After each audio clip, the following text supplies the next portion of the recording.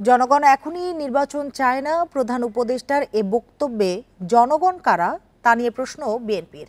কোনো মহামানবকে ক্ষমতা রাখতে মানুষ আন্দোলন করেনি বলেও মন্তব্য করেন স্থায়ী কমিটির সদস্য আমির খসরু মাহমুদ চৌধুরী। বিকেলে রাজধানীর গুলশানে লিয়াজো কমিটির এক বৈঠকে এসব কথা বলেন তিনি। বান্ডেল থাকলে প্রতি সেনমানিতে টাকা বাঁচবে।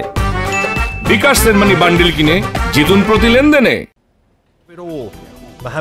আন্তর্জাতিক গণমাধ্যম আল জাজিরায় সম্প্রতি এক সাক্ষাৎকারে প্রধান উপদেষ্টা অধ্যাপক মোহাম্মদ ইউনূস বলেছেন, জনগণ এখনো অন্তর্বর্তী সরকারকে তাদের জন্য ভালো সমাধান মনে করছে। এ নিয়ে নানা মহলে আলোচনা চলছে। ন্যাপ এবং আমজনতা পার্টির সঙ্গে লিয়াজো কমিটির বৈঠক শেষে এ বিষয়ে কথা বলেন বিএনপির স্থায়ী কমিটির সদস্য আমির খসরু মাহমুদ চৌধুরী। প্রধান উপদেষ্টা যাদের জনগণ বোঝাতে চাচ্ছেন তারা কারা, প্রশ্ন এ বিএনপি নেতার।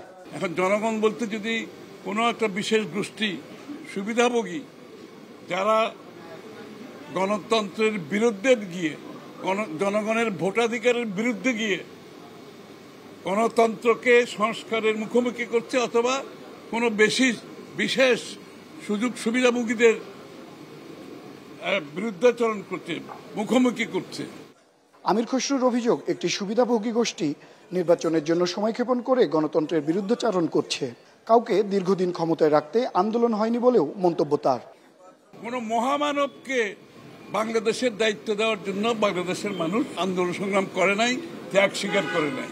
আর কোনো মহামানব কোনো দেশের গণতন্ত্রের সমাধান দেবে তার জন্য বাংলাদেশের জনগণকে অপেক্ষা করতে হবে, এটা বিশ্বাস করার কোনো কারণ নেই। এদিকে সরকারের কারা আওয়ামী লীগ নিষিদ্ধ করতে চান কিংবা চান না তাদের পরিচয় স্পষ্ট করার দাবি জানিয়েছে আমজনতা পার্টি। আর আগামী মাসের মধ্যে নির্বাচনের রোডম্যাপ ঘোষণা চান ন্যাপের সভাপতি। আমরা সবাই মিলে বলতেছি, আগস্ট, সেপ্টেম্বর, অক্টোবর, নভেম্বর, ডিসেম্বরের মধ্যে অন্ততপক্ষে একটা সুষ্ঠু নির্বাচন করার ব্যাপারে। আনোয়ার সাদাত নূর, ইন্ডিপেন্ডেন্ট নিউজ, ঢাকা।